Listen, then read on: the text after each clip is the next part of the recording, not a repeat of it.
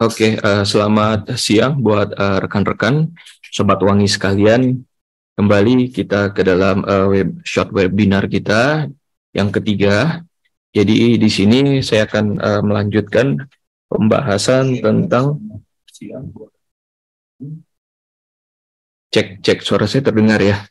Oke, ya supaya nggak double saya close dulu speakernya. Ya, jadi kita akan melanjutkan pembahasan tentang 7 zaman yang menjadi katalis di dalam pewangian di dunia ini ya. Nah, ini kita masuk ke zaman penemuan, kemudian juga ada zaman revolusi dan ada zaman imperial ya. Zaman empire, zaman kekaisaran ya. Jadi di sini juga udah tergabung di dalam ruang Zoom saya ada beberapa sobat wangi dari komunitas Indonesian Aromapreneur. Jadi ini akan saya berikan kesempatan eksklusif ya untuk memperkenalkan bisnisnya di akhir sesi, di akhir saya menjelaskan tentang materi ini. Jadi mungkin boleh bersiap rekan-rekan yang sudah tergabung di dalam ruang Zoom saya. Ada Mas Oki, ada Pak Fauzan, Pak Rahmat ya. Mungkin bisa nanti diperkenalkan tentang bisnisnya. Oke.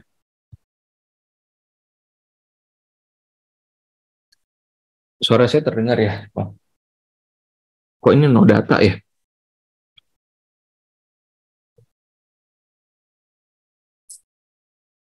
Ada suara kedengaran nggak? Oke, kayaknya sih udah ya.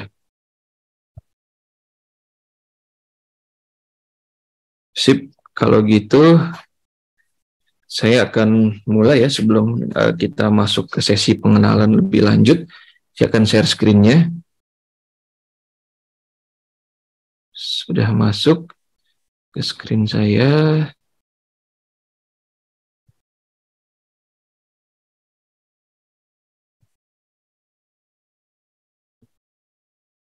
Nah, ini sejarah parfum dan kimia aromatis bagian yang ketiga ya.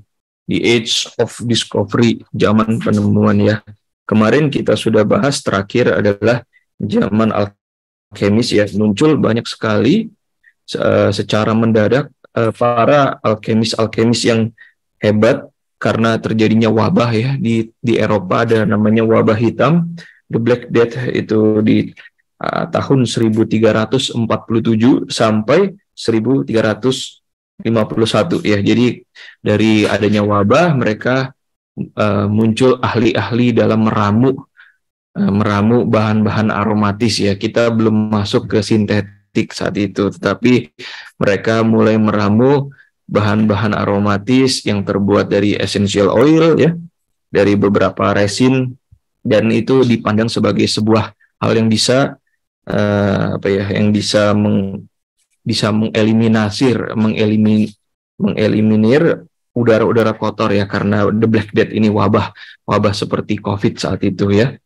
Nah, karena munculnya banyak sekali penemuan pada saat zaman alkemi ini, nah wabahnya sudah selesai, dan saat itu di Eropa itu di abad ke-16 sampai 17 itu mulai marak yang namanya eksplorasi dunia ya. Jadi banyak sekali penjelajah-penjelajah itu datang ke beberapa negara ya, ke daerah timur yang jauh, ke daerah barat yang jauh.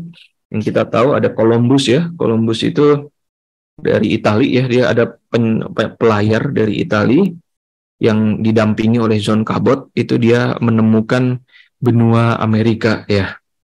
Kemudian yang paling terkenal yang mungkin erat dengan Nusantara kita, ada yang namanya Ferdinand Magellan ya, itu sampai ke daerah Tidore, daerah Maluku untuk mencari rempah ya. Kemudian dia ditemani oleh Vasco da Gama, dia juga adalah penjelajah yang mengarungi Laut Selatan ya. Vasco da Gama ini akhirnya buat base di daerah mana? Di daerah Kalkuta, India ya, untuk mencari rempah-rempah juga.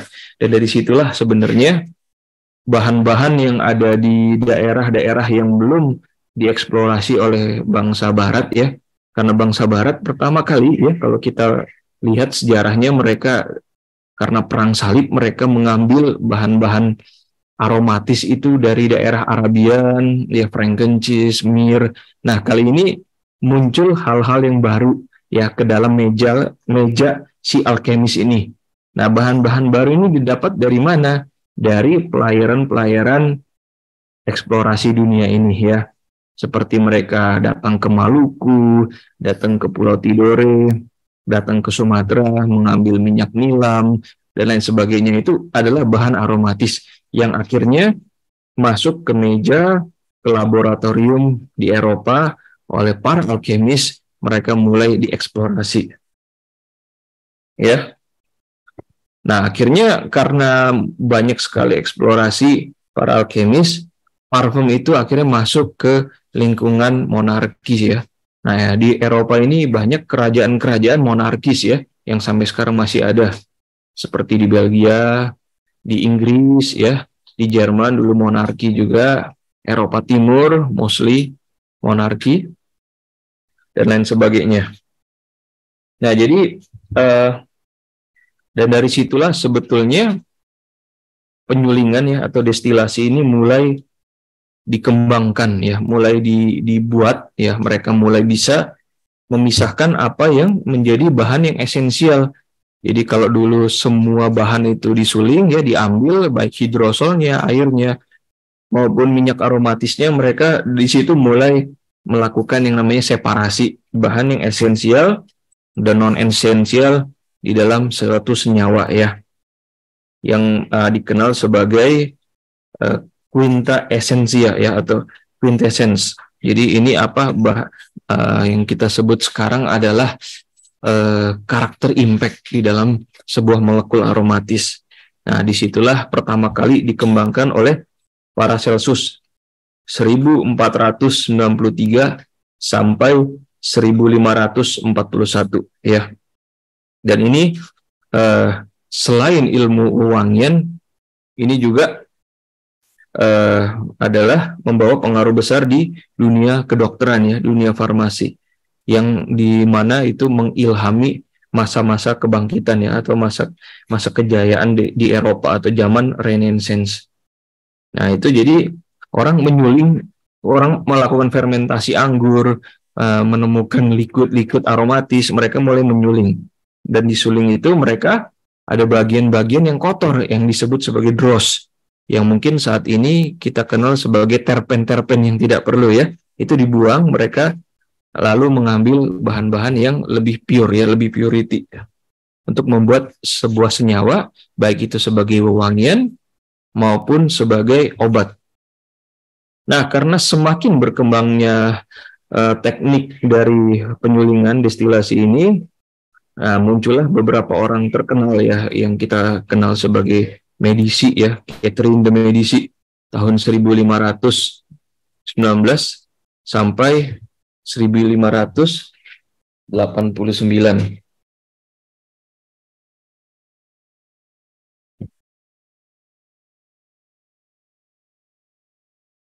Ya, jadi dan ini Catherine de Medici ini dia mempunyai sebuah fragrance house ya. Dari rombongan-rombongan ini yang dari Paris itu akhirnya dua orang yang terkenal ya, perfumernya, pengrajin aroma dari si Medici ini, akhirnya menikahi keluarga kerajaan ya, menikahi Raja Henry II. Nah, dua orang ini namanya Tombarelli dan Renato Bianco ya. Ini ahli dari wewangian, perfumer pada saat itu. Dan dari situlah sebetulnya wewangian mulai masuk ke lingkungan istana ya, istana kerajaan. Nah, kemudian ada beberapa penanda juga bagaimana wewangian ini mulai masuk ke itu ya, ke daerah istana. Itu adalah pada tahun 1573 itu Edward de Vere itu memberikan bungkusan sarung tangan beraroma ya. Jadi, dan juga jaket-jaket ya tanpa lengan ya, jerkins saat ini kita tahu itu kepada Ratu Elizabeth yang pertama. Ya, jadi dari situ mulai muncul sebuah kebiasaan memberikan gift, terutama gift yang sifatnya aromatik ya, aromatic gift itu diberikan kepada royal families ya pada saat itu.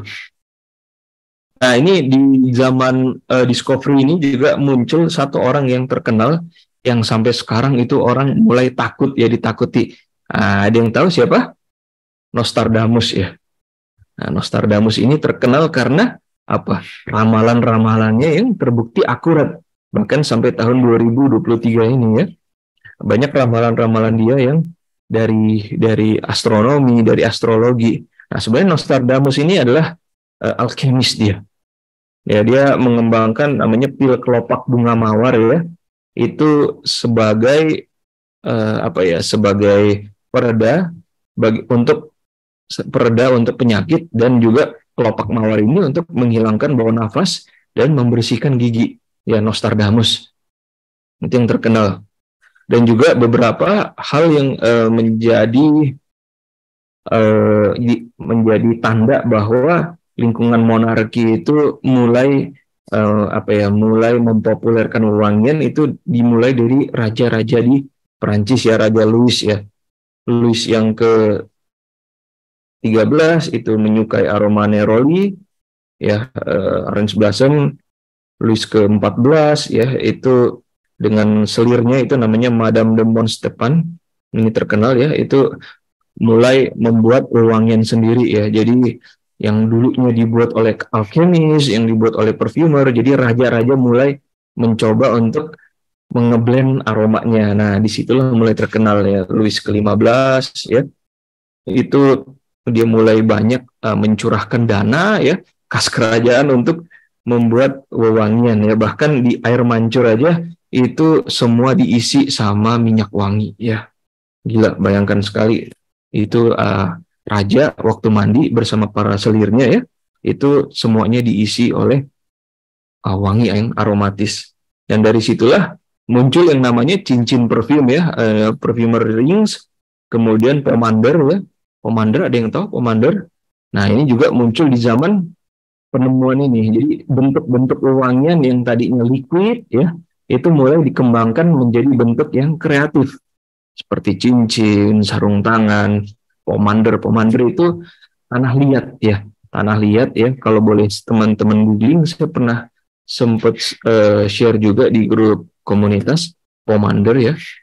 Jadi bentuknya itu seperti tanah liat ya.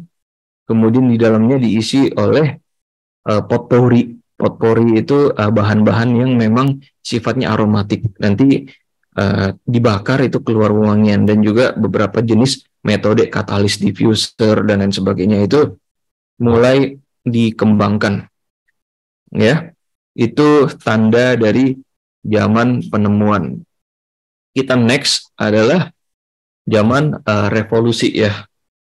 Nah, zaman revolusi ini kalau teman-teman berkaca dari sejarah Eropa, itu muncul dari apa? Dari perang saudara yang ada di Inggris, kemudian Eropa karena menjelajah ke daerah benua baru ya di Amerika oleh Columbus, tadi saya sudah sempat mention, muncul koloni-koloni baru di Inggris yang ada di Eropa, di Amerika. Itu akhirnya melakukan revolusi ya, revolusi Amerika ya, Napoleon, dan juga di revolusi Prancis ya yang terkenal ya, pisau guletin ya, itu jadi menandakan zaman monarki itu runtuh digantikan dengan zaman revolusi. Nah, akhirnya dari zaman pergolakan politik pada saat itu muncul sekali zaman pergolakan yang ada di dunia profesionalisme yang lebih tenang ya, enggak seperti pergolakan politik biasa begitu ya. Dimanapun ketika muncul hal-hal yang politis, pergolakan politik itu akan muncul beberapa revolusi di bidang-bidang bisnis yang lainnya. Nah, itu sama di zaman revolusi itu juga muncul beberapa profesional. Ini ditandai di mana apoteker, ahli rempah, ahli kimia, yaitu mulai membentuk asosiasi, ya mulai membuat sebuah konsili ya, dan mereka melabel diri mereka secara profesional, yaitu perfumer, ahli wewangian. Nah, ini muncul beberapa ahli parfum ya. Pada tahun 1708 Charles Lilly itu memperkenalkan wewangian tembakau ya. Ini yang cikal bakal dari wangi tembakau ya. Kalau kita sekarang pakai ombre de nuit, kemudian juga beberapa wewangian yang sifatnya tobacco ya, Tom Ford Tobacco. Nah ini nenek moyangnya ini dari Charles Lilly ini. Dia mengembangkan wewangian tembakau yang dibuat dari blend apa? Dari neroli ya, dari orange blossom, emas, civet, bunga violet, dan juga perpaduan dari amber ya, dari resin, membentuk sebuah wewangian yang apa yang kita sebut sebagai tembakau ya, akord. Nah kemudian beberapa beberapa perkumpulan akhirnya membuat company yang terkenal adalah William Yardley. Itu 1770. Ini fragrance house yang tertua yang ada di Inggris ya teman-teman ya. Kalau teman-teman search ini Yardley ini sampai sekarang masih ada ya, dari abad ke-17 ya. Kemudian muncul Hobigan, ini juga salah satu fragrance house tertua di Prancis, sampai sekarang masih bertahan ya. Nah, karena banyak sekali fragrance house dan mereka tidak hanya melayani lingkungan istana ya, lingkungan kerajaan saja, akhirnya wewangian itu karena revolusi ya.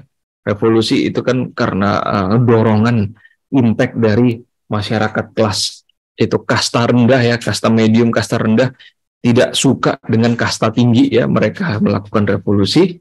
Akhirnya wewangian ini kena impactnya juga. Jadi tidak hanya dinikmati di lingkungan istana, terbatas di lingkungan istana, tapi juga semua masyarakat itu bisa menikmati wewangian ya. Dan juga muncul beberapa perusahaan ya, perusahaan nggak mungkin ya, mereka harus melakukan cash flow, mereka harus menambah dana, mereka tidak bisa hanya menjual ke istana. Nah, mereka akhirnya menjual ke masyarakat menengah dan juga masyarakat bawah. Nah, akhirnya dari situ pasar mulai terbentuk, market di Eropa mulai terbentuk tentang wewangian ini. Sampai Raja George ketiga pada 1738 sampai 1820 ini mengeluarkan dekret ya. Nah, ini isi dekretnya, semua wanita baik dari pangkat ataupun gelar profesional, baik itu perawan, pembantu rumah tangga ataupun para janda ya, itu semua tidak boleh mengkhianati subjek keagungan ke dalam pernikahan ya. Adalah wewangian, ramuan, kosmetik, dan lain sebagainya. Nah, akhirnya mereka takut karena wewangian itu terlampau populer ya. Aroma-aroma yang seperti oud, civet ya. Civet ini udah mulai dikembangkan saat itu ya. Itu mulai dinikmati oleh masyarakat kaum proletar ya. Mereka mulai takut. Nah, akhirnya dibuatlah dekret itu, mulai dipisahkan ya saat itu. Dan juga di sini di Age of Revolution ini muncul 4 jenis wadah ya, 4 jenis wadah dalam menampung wewangian ya. Nah, ada yang kita sebut sebagai alabaster ya, itu berbentuk seperti silinder ya, kayak cerutu, itu alabaster. Kemudian ada amphorisco, itu bentuknya seperti buah fir ya. Nah, kita lihat sekarang ini banyak sekali parfum yang bentuknya itu seperti bohlam ya, bohlam lampu, di bawah bagian bawahnya cembung, atasnya kecil. Nah, ini mulai dengan salah satu nenek moyangnya ini adalah Ambrosico, ini bentuknya buah bir. Kemudian ada Aribalos, itu bentuknya bola dunia berleher pendek ya. Ini jenisnya, ini tidak ada gambarnya ya di sini, harusnya nanti bisa teman-teman search sendiri. Kemudian ada kendi sederhana ya, dari pegangan dan alasnya datar. Nah, 4 jenis ini berevolusi terus ya, sampai yang bisa kita nikmati sekarang. Bentuk dari botol parfum itu sebenarnya nggak bisa terlalu aneh-aneh, karena mengikuti dari apa yang sudah dibentuk di zaman revolusi ini. Oke, itu zaman revolusi. Saya lihat ada pertanyaan di sini, barangkali saya dari tadi berbicara.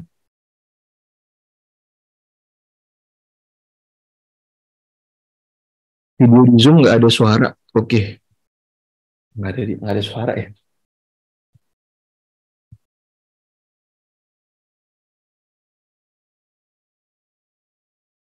Ada suaranya kan ya? Hah? Oh, di YouTube ada, yakin? Oh, tapi enggak. Kamu denger kan? Coba deh, kamu buka deh. Takutnya dari tadi saya ngomong nggak ada suara lagi. Yakin ya? Oke,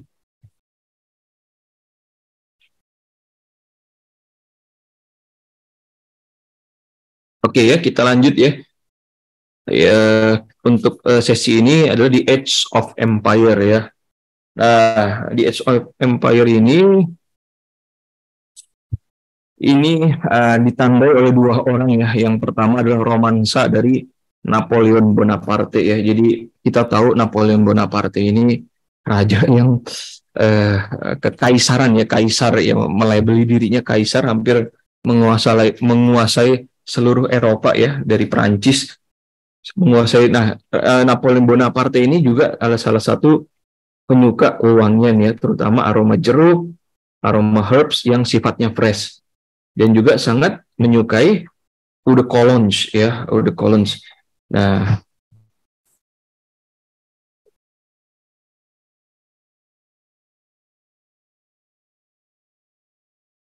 nggak bisa live chat di YouTube, sorry. Kita coba selesaikan dulu urusan teknis. Emang nggak bisa live ya? Bisa. Nggak bisa live chat. Bisa. Oke, saya lanjut deh.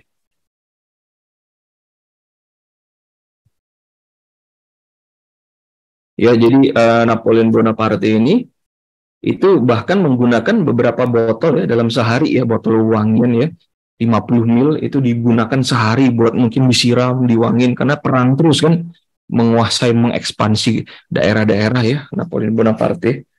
Bahkan dalam sebulan itu bisa 60 botol dihabiskan oleh si Napoleon.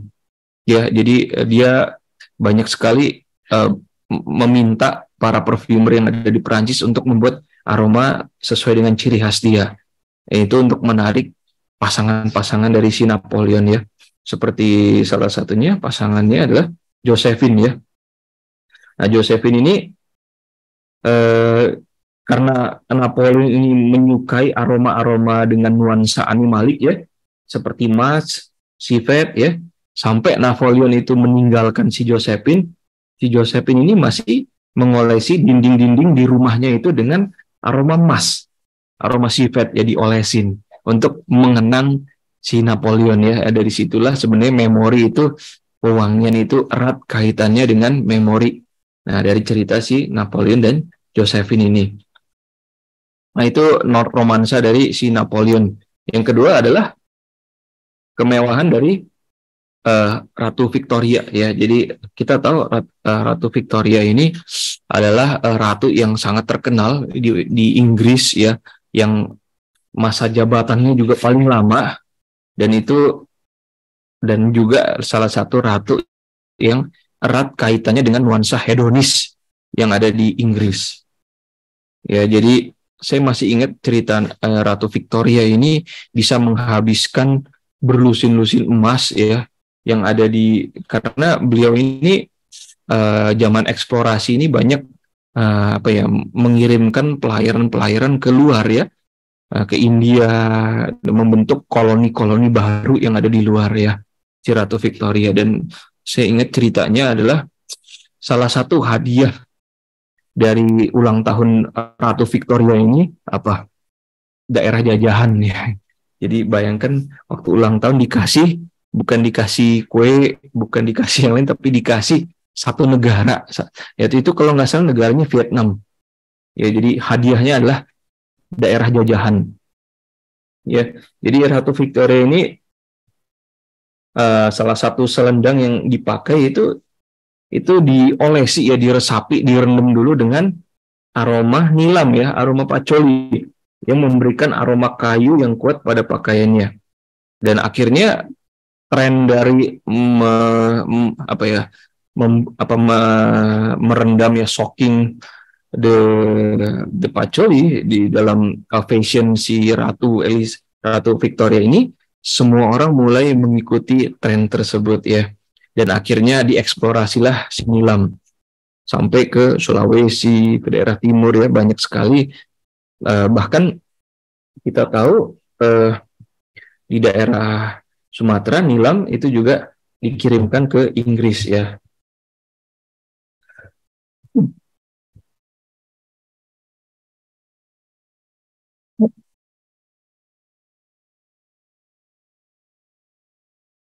Nah, dari situ dari zaman kekaisaran ini muncul beberapa fragrance house juga kayak Atkinsons ya, sampai sekarang Coty ya, udah Coty, Guerlain ya, Penhaligon, Piper sampai sekarang masih ada ya. Ini fragrance house itu bermunculan.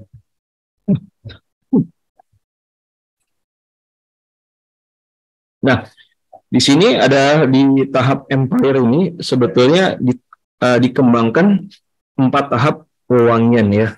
Yang pertama adalah teknik. Nah, di situ muncul beragam teknik dalam menciptakan wewangian ya. Seperti Coty ya, kita tahu Eau de Coty itu salah satu pelopor dari teknik cipher ya. Kemudian ada teknik Vogler, teknik-teknik wewangian dalam meramu wewangian ini. Itu teknik. Kemudian struktur. Nah, ini juga dikembangkan di Age of Empire. Struktur dari wewangian, bangunan dari wewangian apa aja? Ya, jadi ada yang namanya top, ada yang namanya middle, ada yang namanya bottom ya. Di situ mulai dikembangkan. Oh, jadi wewangian itu jika dari detik pertama sampai detik ke-60 itu masuk ke ranah top level. Kemudian dari menit pertama ya detik ke-60 sampai menit ke-60 atau jam pertama itu masuk ke area middle. Kemudian sampai ke jam ke-24 atau sampai hari keberapa ya 48 jam itu masuk ke bottom. Nah, itu struktur. Nah, inilah yang dikembangkan pada saat zaman empire ini. Nah, kemudian apa aja yang dikembangkan yang terakhir, yang ketiga adalah sintetik ya. Jadi di situ mulai dikenalkan sintetik ya. Jadi itu akan saya jelaskan belakangan ya. Jadi pengenalan bagaimana wewangian karena mengeksplorasi begitu banyak bahan material ya, tentu itu akan sangat mahal sekali. Para alkemis mulai mempertimbangkan bagaimana kita mensintesiskan molekul-molekul yang ada di dalam wewangian itu. Nah, disitulah mulai berkembang namanya sintetik ya. Karena alasan eksplorasi yang mahal, mereka mulai mencari bahan-bahan yang lebih ekonomis. Nah, yang kemudian adalah proses produksi massal ya. Yang keempat, 4 tahap pengembangan. Jadi yang pertama teknik, yang kedua struktur ya, top pyramid nodes itu top, middle, base. Yang ketiga adalah penggunaan sintetik ya. Kemudian yang keempat adalah proses mass production ya. Jadi mereka mulai yang tadinya wewangian sifatnya artisan ya, dibuat di dalam workshop, mereka mulai membangun pabrik ya, karena revolusi industri ini mulai membuat tangki-tangki yang dari aluminium, mesin destilasi yang dari aluminium dan lain sebagainya. Karena juga kita tahu zaman itu mesin uap ditemukan, jadi proses mendistil ya, mengekstraksi bahan wewangian juga tidak miss dari teknologi mesin uap ini ya. Bar tekanannya mulai ditentukan, mulai dihitung. Nah, disitulah sebenarnya wewangian itu mulai berkembang. Nah, itu proses industrialisasi dan masifikasi ya. Jadi karena permintaan yang besar, pasar semakin besar, orang mulai mengembangkan mass product. Jadi wewangian itu dibuat standarnya, dibuat acuannya. Ya, jadi dari situlah sebenarnya wewangian yang kita terima sampai saat ini, karena pabrik-pabrik besar itu biasa dari batch ke batch itu mirip, jadi tidak mungkin berubah. Oke, nanti kita akan masuk ke the age of passion. Kemudian nanti saya akan lebih detail lagi di industrialisasi dan masifikasi. Sementara itu dulu untuk materi kita. Saya akan memberikan kesempatan buat rekan-rekan di sini barangkali. Sudah hilang semua. Sudah close semua di sini.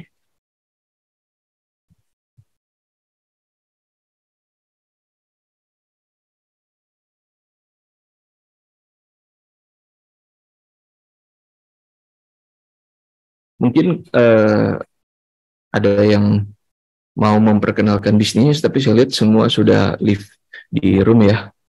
Kira-kira ada yang mau? Saya rasa sudah pada live. Oke, nggak apa-apa, nggak jadi soal. Nanti next saya akan lebih ini lagi ya, kita akan lebih concern untuk memperkenalkan produk-produknya. Jadi ke depan, minggu depan kita akan masuk ke bagian yang selanjutnya, bagian fashion dan juga proses industrialifikasi dari wangian, mass product dari wewangian itu. Ya, kira-kira ada yang mau ditanyakan di sini? Saya rasa juga tidak ada. Semoga ini bermanfaat dan buat teman-teman, terutama yang tergabung di dalam community, jika memang ada produk yang mau disampaikan, ada bisnis yang mau disampaikan yang berhubungan dengan wangian, perfumer, nanti boleh kita akan masuk, saya akan memberikan roomnya ya. Di situ nanti akan saya share screen, akan saya berikan kesempatan untuk memperkenalkan bisnisnya. Oke, saya rasa itu dulu. Semoga